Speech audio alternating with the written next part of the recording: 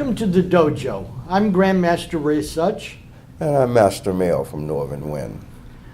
On this episode, we're going to have 2 interviews. We're going to have a weapons segment, which is going to be... It's going to be Rico.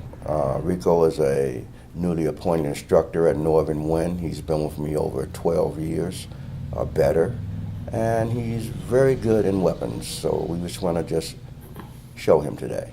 All right. And we're going to also have the fighting corner, or could call it in this corner. These are all going to be free fighting and point suggestions, techniques to improve your fighting. We will then also have the Christina Michelle's Minute of Common Sense Self-Defense. And generally that'll be it for the show. Now, let's talk about Paul for a minute. Paul is an excellent student and also an instructor at Northern Wind. And you know what, we laugh at Paul because Paul has an accent and everyone knows that accent. That accent is a Jamaican accent because the brother is a Jamaican. But the point is that he's been with me a long time. He's a very dedicated student to me. We cherish Paul at the school, and let's do the interview so you'll get to know Paul a little better. This is Christina Michelle with the Dojo, and right now I'm interviewing one of the students of one of our hosts, Master Greg Mayo, and his name is Paul Stiles. Thanks for joining us, Paul. Thanks. Glad to be here. And if you want to start off just telling us, what your style is, what your rank is. Okay, my style is Kun Tao. My rank is 3rd degree Orange Sash, which is equivalent to a black belt. Okay, and how did you get into the martial arts? Well, I actually started in the art doing Taekwondo prior to me doing this style. I did it for about approximately 4 months. Then my instructor, kind of went back to Korea. Then I got with Greg Mayo at Northern Wind, and I've been with him ever since. So how long have you been one of Greg's students? Approximately 25 years now. That's great. Yeah. And can you explain your style a little bit more to our audience who, some of the things that you cover? What is it, a hard style, soft style, and that? Well, our style is basically a soft style. It's not hard. Basically hand and feet movement at the same time, a lot of crawling, a lot of locks and breaks, things of that nature. Lots of animal styles in our style also. And with being a student at Northern Wind for 25 years now, do you do any teaching of your own? Or? I still teach at the school. I teach the kids class. I've always taught the kids class, and I've been doing that for about 22 years. So right after I started training, I just took over the kids class, and I've been doing it ever since.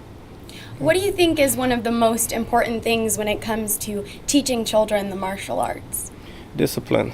Discipline is very good because if you don't have discipline, you're not going to learn anything. You have to have discipline, concentration, and willing to want to learn it. And that's a start. And is that what you think has been the most important thing for yourself, is learning discipline? And yes, absolutely. What are some of the other key things you think the martial arts has brought to your life? Well, this particular art itself is definitely life for me because it helps me in my day-to-day activity that I do. My trade is I'm a police officer, and I use it in my day-to-day activities. I use it on the streets. I not blatantly, but I use it to control people, take them into custody without injuring themselves or myself, and just basically life, Now, aside from the teaching, do you compete or do you have any history in a lot of tournaments, that sort of thing? I've competed in numerous tournaments. As a matter of fact, I competed in quite a few tournaments at OJK. Won some first places, of course, took some last places, but it was fun. I enjoyed it. I did some tournaments outside the state of Ohio. I did Pennsylvania. It was really, really interesting.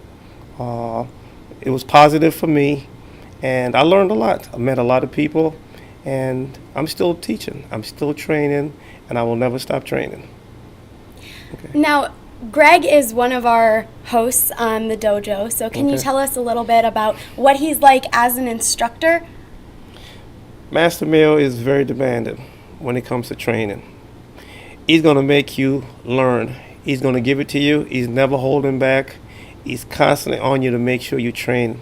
Make sure you train. And he'll tell you, you'd have to do a technique 1,000 times to get it right one time. And if that's what it takes, then that's what we do. We train very hard. And now you mentioned discipline before. What would you say are some of the other things that he's really instilled in his students? Well, Master Male is instilled positiveness, okay? He's instilled positiveness in the kids, the adults, and just about everyone that he touches in life, you know. And what does the martial arts mean to you? Once again, martial arts means to me it's a higher level of life. You use it as a day-to-day activity. You use it to get around. You use it to also assist others so they may also learn to enjoy life. Okay? And what would be your advice to any youngsters watching or anybody out there right now who, they want to start their journey in the martial arts? What kind of advice would you give to them on how to begin? I would say make sure that's what you want to do, because this is not a game. Martial arts can injure you, can hurt you, and you can also injure others with it.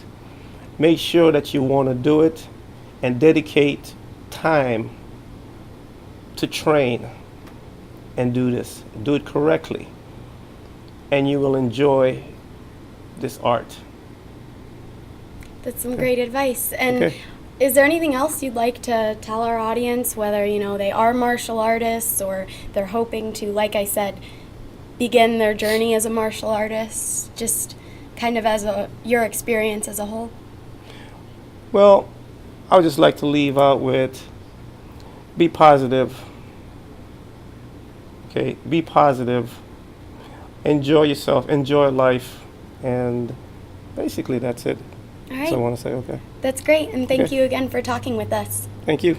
Okay, as you saw, Paul is a very dedicated brother to the martial arts. He's very, very much connected with Northern Wind as being a student and becoming a teacher. And our school, which we call it the Coon.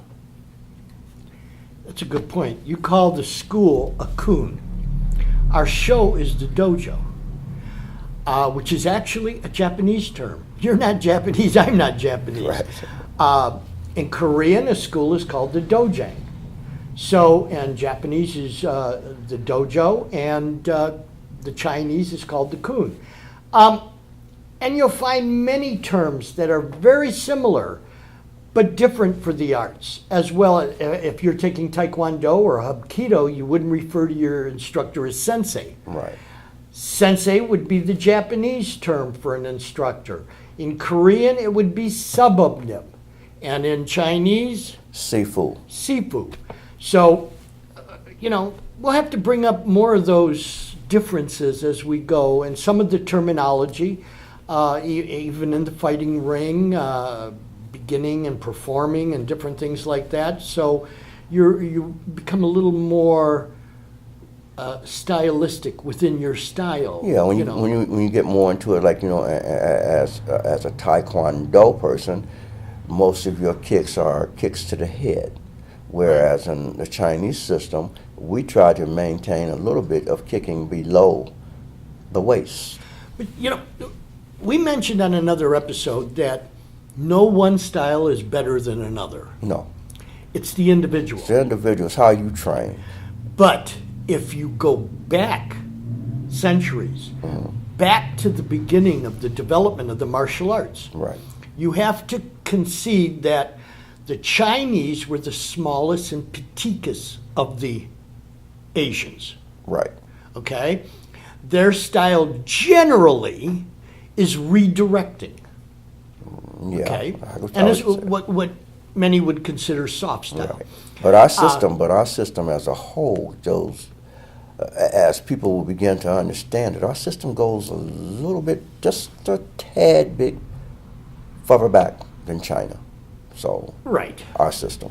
You can go back to even India. Right. But anyway, Right. what I'm getting at is they're the smallest and the petitest. Yes, The Japanese would be considered the middle, middle, the weight-wise, middle yeah. average build. Right. There are basically, not completely, but basically runs on 50% kicks, 50% hands. Right. A lot of the middle of the body attack. Right. Okay? The Okinawans are considered the little heavier Right. of the Right. the Asians. Right. They have lower kicks, they have less kicks, and they're very strong counter fighters and hand people. The Koreans, on the other hand, way back, were considered the tallest Right. of the Asians, hence more kicks, high kicks, More stretching. less hands, More stretching. stretching. More stretching than that. Well, Yeah. you know, stretching for a taller person is a lot easier than, you know, for a little roly-poly person. Right. But today, most instructors adapt their art to whatever whatever I was going to say actors with my stunt people, whatever students they have. Right. So it is very. I don't get somebody that's a very large bill and expect them to kick to the head and that. right. And another reason of training people a little differently, because things are going to be different on the street. Right. You know, Right. where that kneecap might be the first target, you're not kicking to the head and being vulnerable. Take the ankle out. Yeah, you just Throw take that the ankle you out. take that leg out, and he's just as tall as you are, or shorter. Absolutely. But we'll be back after a word from our sponsors and that, and much more to come.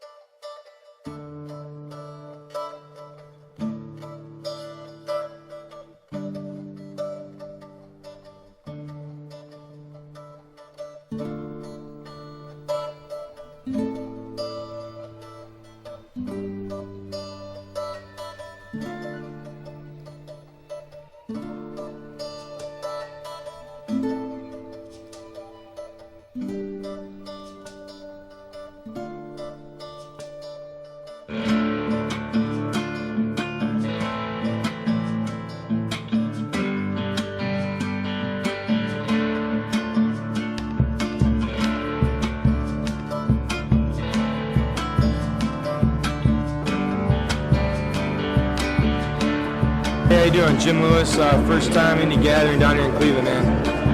Thumbs up. I'm having an awesome time. I'm Grace. I'm Celia. And I'm Christy. And the Indie Gathering is the coolest thing in Cleveland because there's nothing else like it, and they keep stepping it up every year.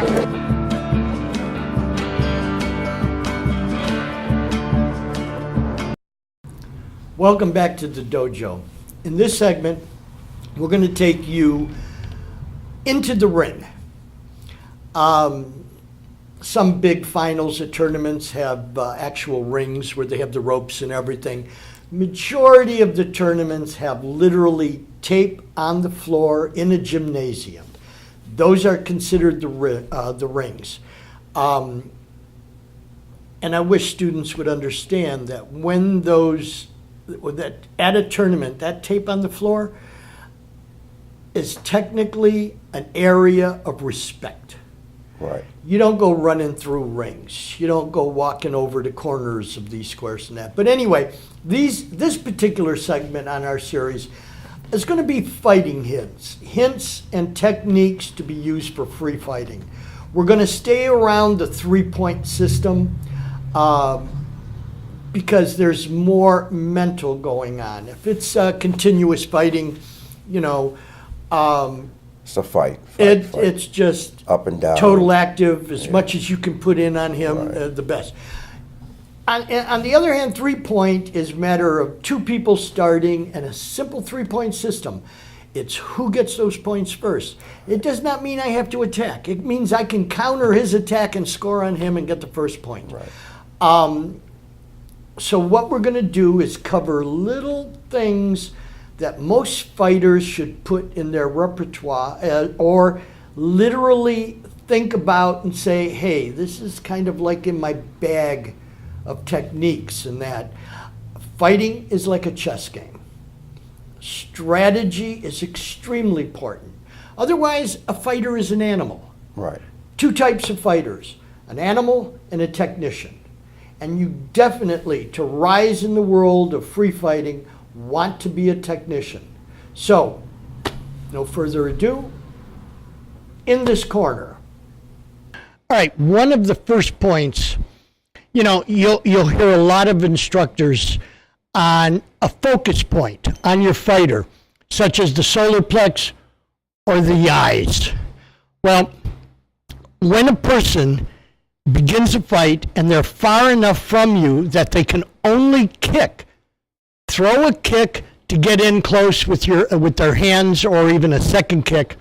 When they're at a distance, if we can get a very close up. Now, before we do the very close up, I want to basically say that the main thing, and again, this is opinions. Everybody has their own opinions. I only have my opinion, and then I explain why I use my particular opinion. For example, when you're focusing on the eyes and the head, someone with extreme stretch, their head can maintain the same spot while they kick and move.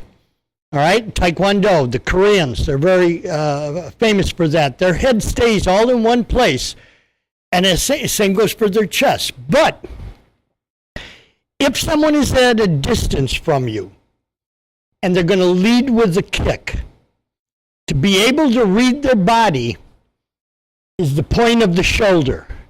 Now let's get it in a little bit closer and encompass this part of the body. Whereas now the point of the shoulder, if I were to take my finger like this, if he begins a kick with his rear leg, which is a power kick, and just begin the kick slowly, you notice automatically, now back, long before that leg is even off the ground, you'll see a 1 inch shift, the slightest shift that way for the back leg. Now, try and do a turning kick. He can't. He must reverse the process. So anyways, here's where the fighter is. Now, if you see this point of his shoulder, as little as 1 inch turning this way, he has no choice but to do a turning kick using his back leg. All right? If he even begins a turning kick and trying to fake you out and then wants to do a power kick, he must reverse it totally to get that back leg off. Also, if he's going to use his front leg, you're going to see a shift backwards of that front shoulder point. So again, just looking at the point of his shoulder, and I'm looking at nothing else, he's going to make up the kick he wants to do. It's his back leg, and that's long before that gets off. Go ahead. Front leg. Turning kick. If you actually were to do it in slow motion and see that much already, you know it's a turning kick. By the time that kick gets off, you should be able to jam him and get a point. Same thing even with the basic back leg, which is a power kick. Soon as that thing, that shoulder turns that much, he has to totally reverse it to do a reverse kick or to do a front kick. So basically, you can jam. Work on it while play fighting with some of the students, especially lower ranks. Try focusing on the point of the shoulder. It is a dead giveaway on whether he's going to kick with his power, whether he's going to do a turning kick, whether he's going to rear up and kick you with the front leg. It's all televised long before either foot gets off the ground. And that's our tip for today. All right, keep watching the dojo. In today's world, there is an absolute need to know how to protect yourself. But who has the time or money for lengthy training sessions, with techniques you may not even remember in a time of need, or which can wind up putting you in even more danger? With the Escape and Survive seminars, you will learn effective and easy to remember techniques for getting out of dangerous situations. No complicated moves, no expensive, time-consuming training, just common sense, self-defense. Book your seminar today at escapeandsurvive.com.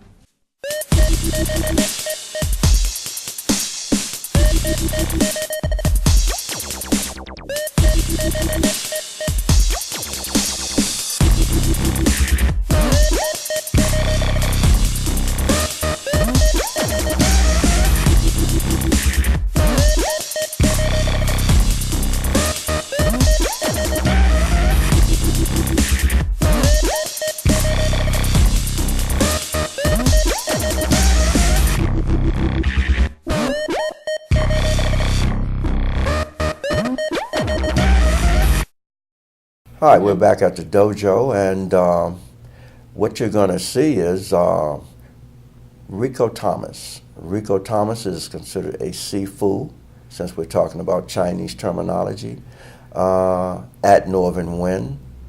He's been training for a number of years with us, and what he's going to demonstrate, he's going to demonstrate two weapons.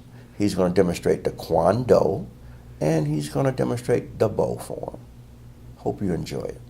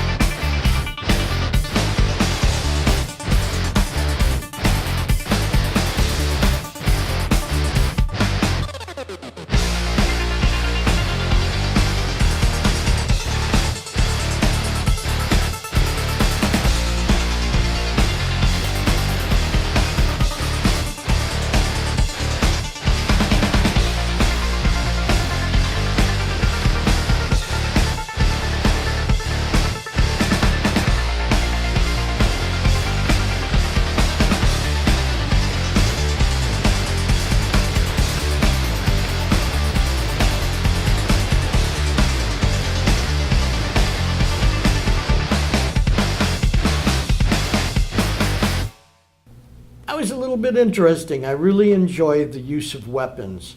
And honestly, competitors, especially those that use weapon in competition, remember, a weapon is an extension of the body. Your stances, your blocks, your movement still has to have that crispness to it. I've seen some people do bow competition where the bow is fabulous and their stances are lost in it, Right. and things like that. So tell me something about these two weapons today. Well, the two weapons that Instructor Rico is using one is called the bow, and one is called the Kwando. If you look at the Kwando, you see that it looks like some type of knife type of instrument at the end, meaning that it's a sharp, tailored end, and it goes into what is called the shaft or the stick, which is the bow. Back in the time of when weapons were used, because naturally we don't use weapons like that today in today's society, but you can use the top part of the weapon or the tail end of the weapon to strike. So you notice that on the Kwando, at the end, there's like a little pointy spear at the end. Mm-hmm. By using all points of the weapon has like 7 points of control with, like you said, hand, arm, body, all connected to the weapon. Mm-hmm. And the weapon becomes an extension of the hand, and the hand becomes an extension of the feet, and the weapon is put into the middle. Now, going to the bow form, the bow is considered to be no more than 2 to 2.5 inches taller than the individual that's handling the bow, which makes it a design weapon for The individual. And at one point in time is when they would get on their horse and they'd be riding, the bow would be either in the left hand or the right hand, but they could use it and whip it as they rode their horse. Then once landing on their feet is when they attacked low, high, around their neck to throw off the illusion that it's going away from them and come right back and slap you. So that bow became an extension of your hand. So what's the difference between, most of the time, if you're watching a bow form, you're watching a Japanese bow form. Right. So what would be the difference, basically? Are a lot of the moves similar, but the person doing it is, doing the Chinese stances and movements? The moves are similar, but within the system that we teach, you're using 3 to 4 things at once. If I'm attacking high, the moment I catch you to take your eyes up high, the moment I strike you low, mm-hmm. then I might come center, then I might go low, then I might go high. And so the hands with the bow and the movements are a lot more precise than other systems. Right.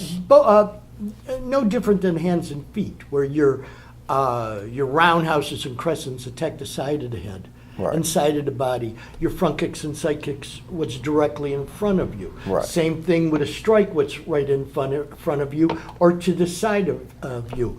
It's basically the same structure. It's basically the same structure, but within different types of swings and strikes for different targets. Different strings of sights, but at the same point in time, very seldom do you see other styles where they walking away striking with their weapon. And there's quite a difference between the bow and the long staff. Yeah, you know what? That's for a whole nother conversation. Stay tuned, and we'll be right back.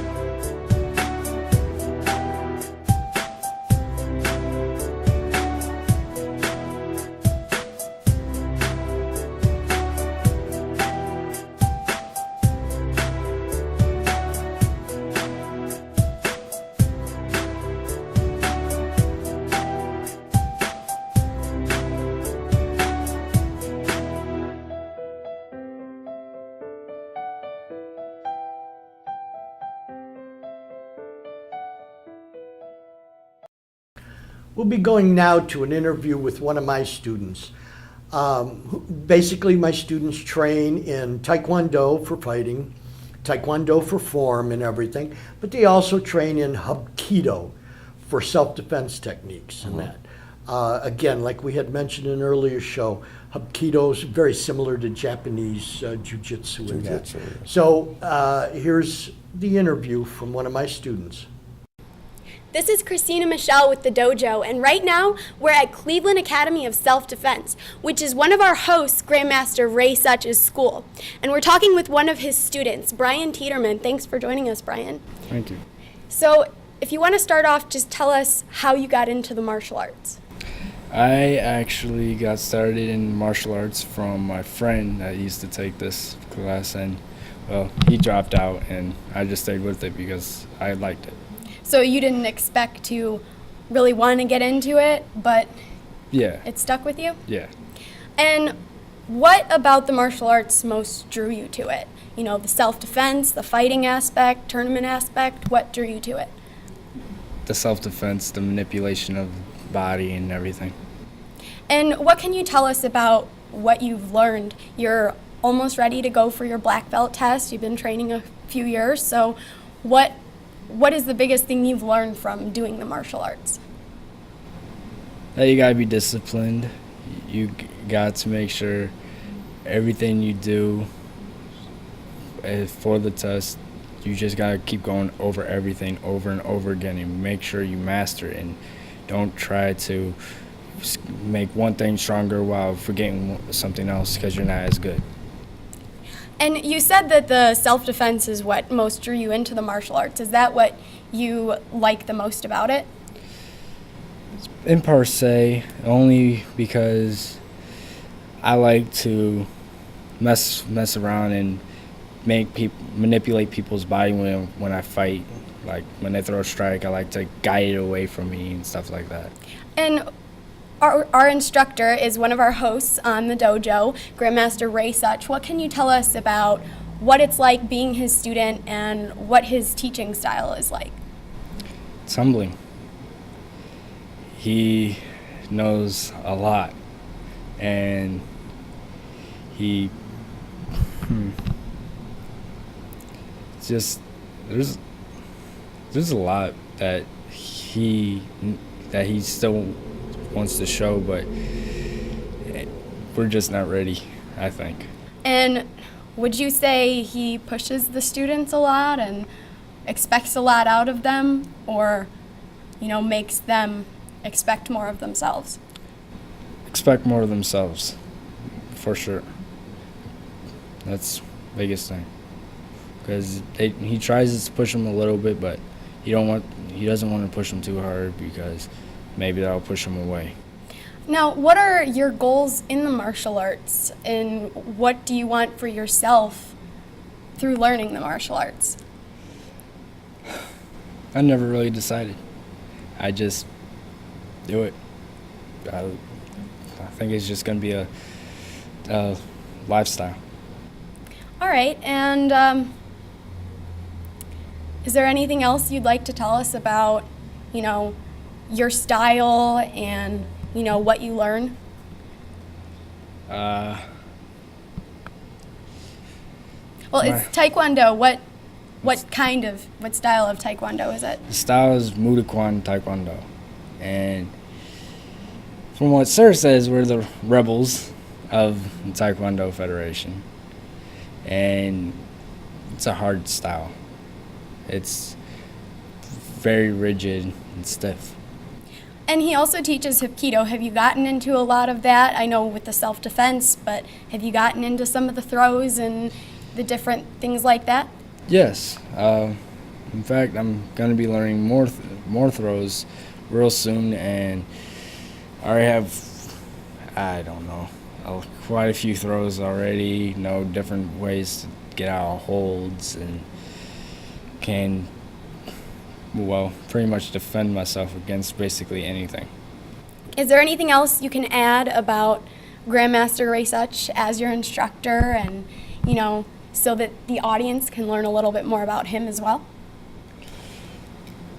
He's fun guy to be around. He can be strict, but most of the time he's just doing it to push you a little bit, and that's about it. He's not really strict.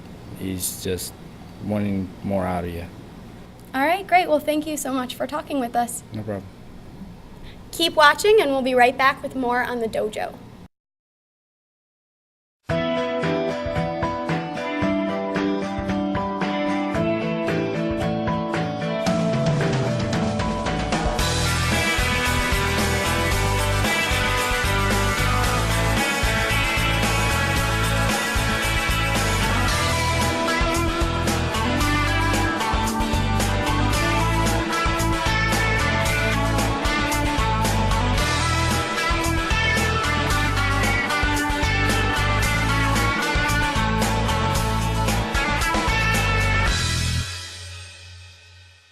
Welcome to Movie Outline 3, your first step to a successful screenplay.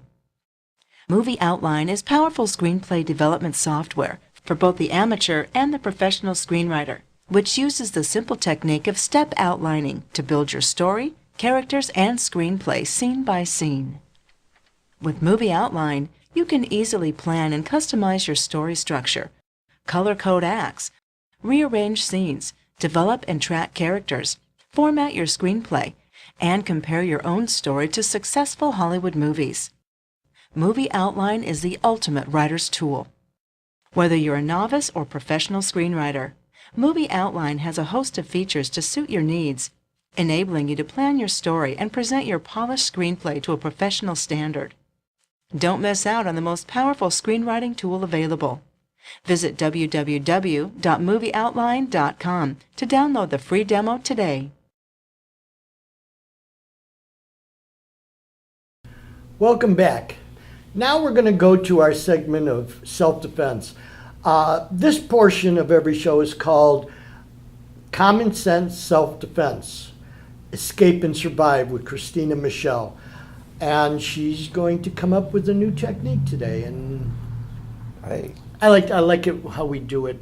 She'll show her getting in trouble. Right. And then she'll stop just as she gets in trouble. Go to the studio, she'll train in what to do, come back, and then lay the guy out. Right, right. So, and now, Escape and Survive, Self-Defense with Christina Michelle.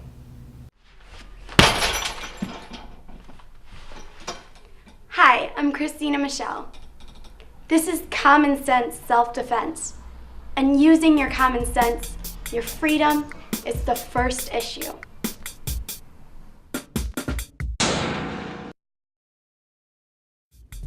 First element, bend your elbow down.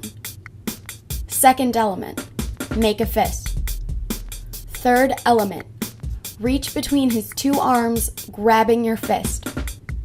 The last element is going to be a loose, tight, snapping motion to your opposite ear as you turn. Begin.